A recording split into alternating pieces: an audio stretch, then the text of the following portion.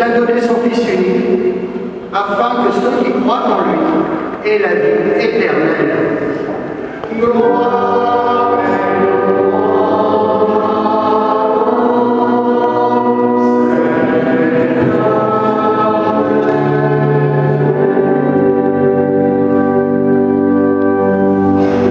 Le Seigneur soit avec vous.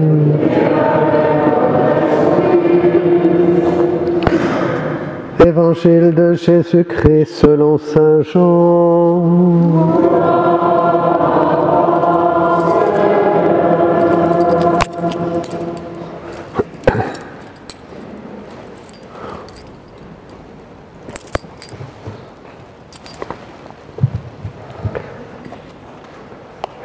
En ce temps-là, Jésus disait à Nicodème: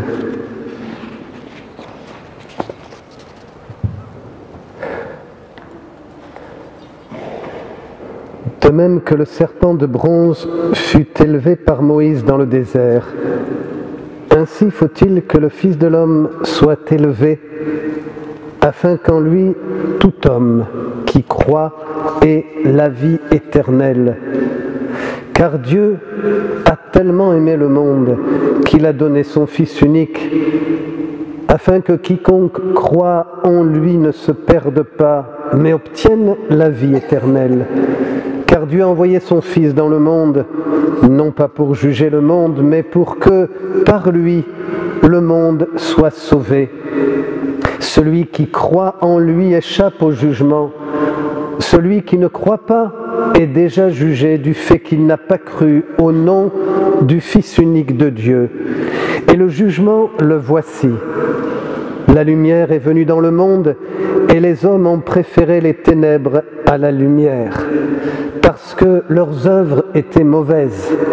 Celui qui fait le mal déteste la lumière. Il ne vient pas à la lumière, de peur que ses œuvres ne soient dénoncées. Mais celui qui fait la vérité vient à la lumière, pour qu'il soit manifeste que ses œuvres ont été accomplies en union avec Dieu. Acclamons la parole de Dieu.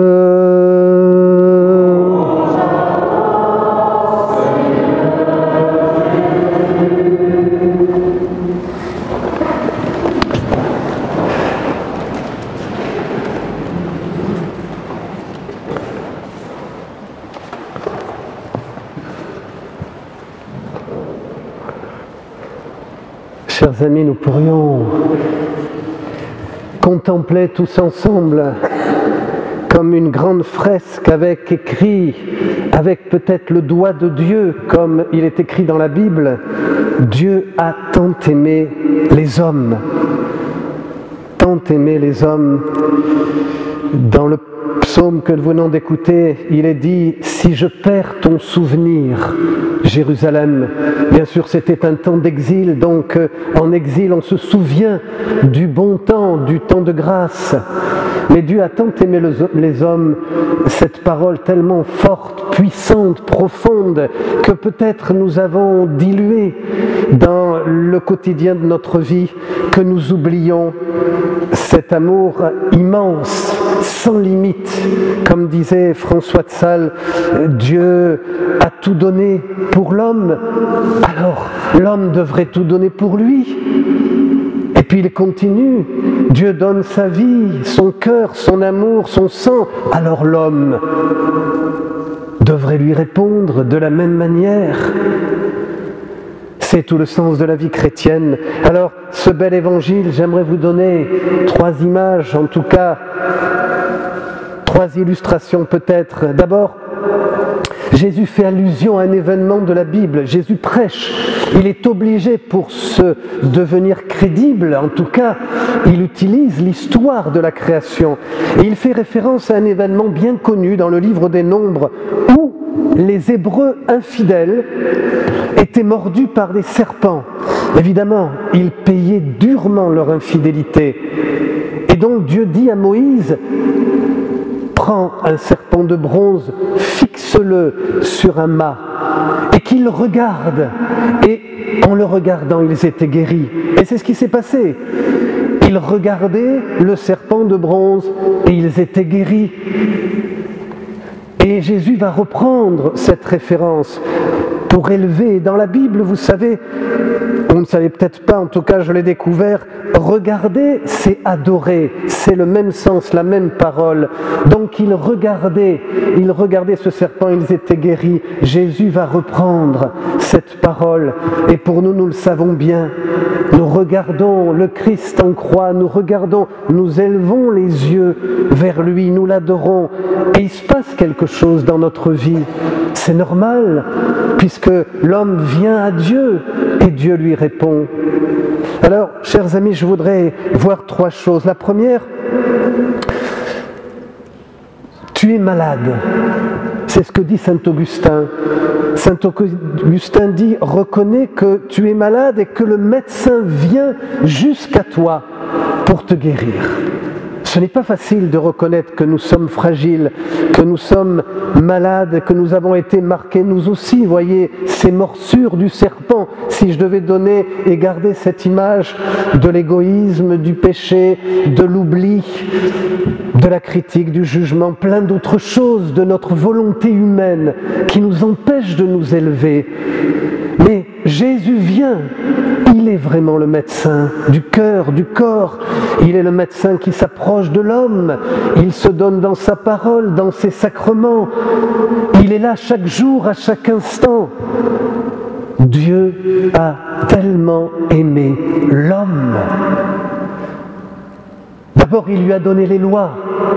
Il vient avec Moïse, la loi mosaïque, elle n'a pas été donnée comme ça, voyez, pour faire plaisir. Dieu donne des lois, des commandements parce qu'il voit que l'homme est inconstant, incapable de suivre une règle et d'y être fidèle. L'homme est adultère. Alors Dieu ordonne les choses, il guide, ensuite il envoie les prophètes, mais l'homme n'écoute pas les prophètes. Alors Dieu envoie son Fils. Vous vous souvenez de ce passage du vigneron homicide, et nous sommes un peu comme cela. Nous avons oublié, nous ne nous souvenons plus de tout ce que fait Dieu. L'homme est malade, il cherche, il attend, il a besoin d'être sauvé. Alors, chers amis, Jésus dit quelque chose d'intéressant. Quiconque croit en lui ne se perd pas, il obtient la vie éternelle. Regarde la croix.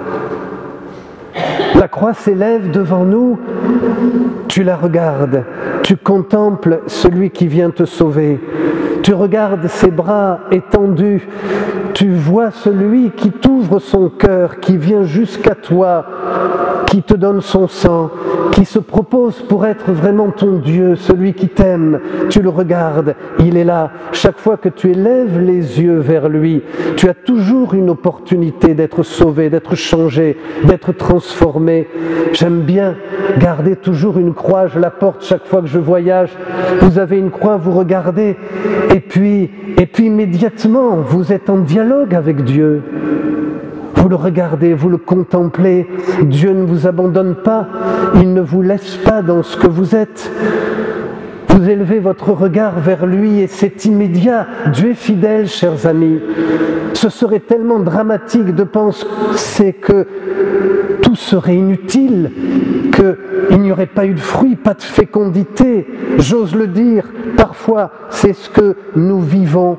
Nous vivons avec la croix de Jésus, nous ne savons pas nous saisir de ce miracle permanent, de cette grâce, de cette bonté de Dieu, de cet enthousiasme de l'amour, de ce don suprême que Dieu nous fait. Il est là. Que vous le vouliez ou non, j'allais dire même que vous y croyez ou pas, chaque fois qu'une croix s'élève devant vous, c'est Jésus qui vous appelle et qui vous dit, comme disait saint Ignace d'Antioche, viens, approche-toi, regarde-moi. Il y a dans la Bible un épisode intéressant dans le livre de la Genèse au chapitre 4. Dieu voit Caïn qui va tuer son frère Abel, et Dieu lui dit, pourquoi ce regard abattu? Pourquoi es-tu triste? Et il lui dit, lève les yeux. Et Caïn va rester triste, le regard abattu. Chaque fois, et la parabole, regarde, c'est toujours regarder en bas. Tu regardes en bas, tu es le regard abattu, et Dieu lui dit, lève les yeux, adore. Regarde plus haut. Voyez, chers amis, nous aussi, chaque fois que nous regardons les choses qui ne vont pas, nous nous attardons sur des choses qui passent, nous nous laissons prendre, préoccupés sur telle ou telle chose qui nous traverse, nos pensées, nous restons fixés sur ce qui parfois occupe notre cœur et au lieu de nous élever vers la paix, vers la simplicité, vers la joie, nous entretenons malheureusement une certaine tristesse, une désillusion. Nous n'arrivons pas à nous saisir de cette espérance que Dieu nous a donnée. Lève les yeux et contemple la croix. Benoît XVI dit que la croix est le sommet de l'amour. Elle nous révèle, c'est vrai, nos imperfections, notre mensonge, ce qui ne va pas dans notre vie. Mais elle nous redit aussi qu'il est là. Elle nous redit que le Christ nous sauve. Elle nous redit, elle nous rappelle que le médecin est venu, qu'il a ouvert définitivement ses bras et qu'il nous aime.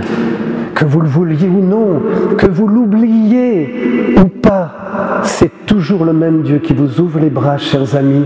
Il faut s'en souvenir, non pas simplement pour vous et moi, mais pour tout ce monde autour de nous, tous ces gens qui sont là, ils croient, ils ne croient pas, ils sont déçus de l'Église. L'autre jour, je sors d'une boutique et puis quelqu'un m'accroche là, il me tient par là, il me dit « Mais est-ce qu'on a le droit de porter une croix hein, parce que dans le pays, la France, etc. » Enfin bref, vous voyez, c'était la question polémique. Je ne me suis pas fait piéger, mais enfin quand même, je dis « Mais bien sûr, j'ai eu raison quand même, non ?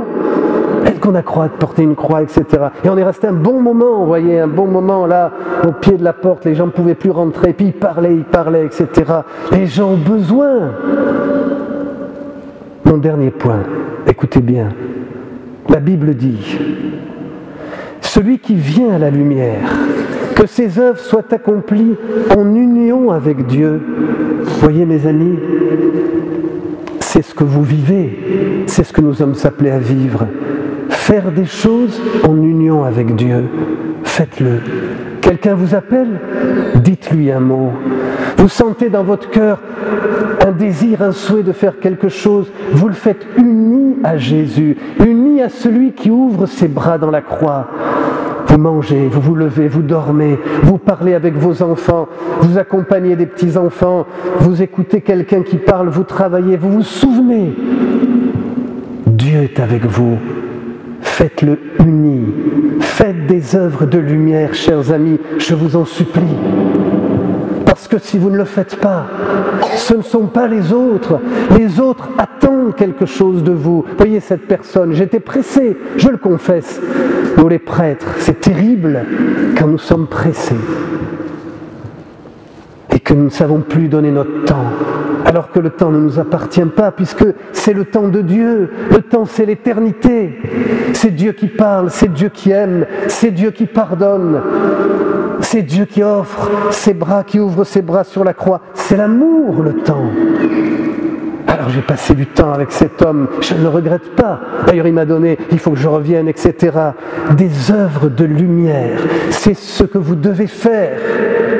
Et vous le faites simplement en pensée.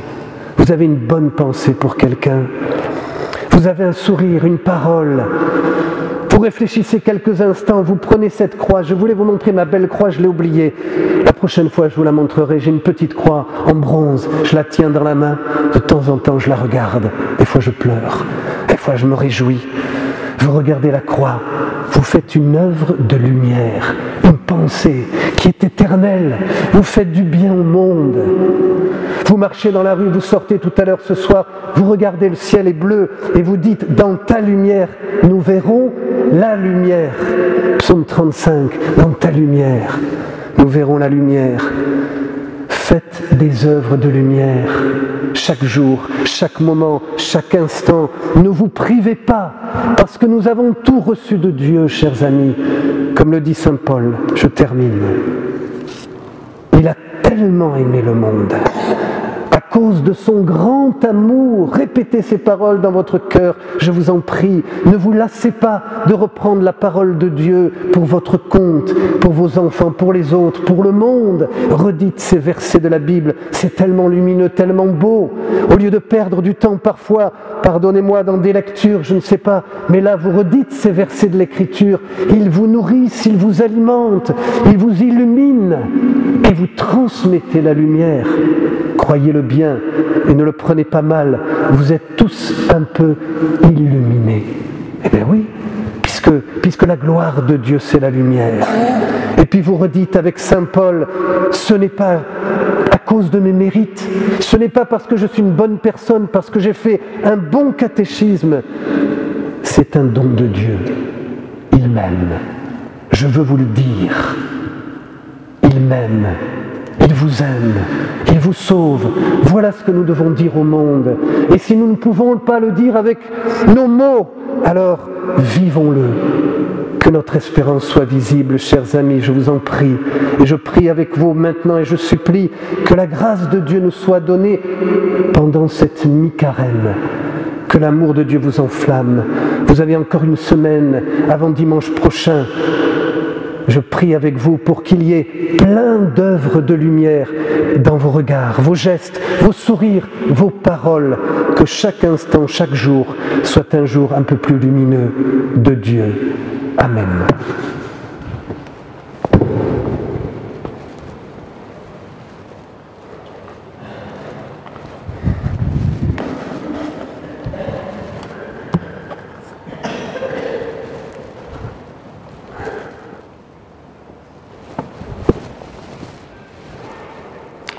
Nous nous levons pour proclamer ensemble notre foi. Tu ouvres. Je crois en Dieu, le Père Tout-Puissant.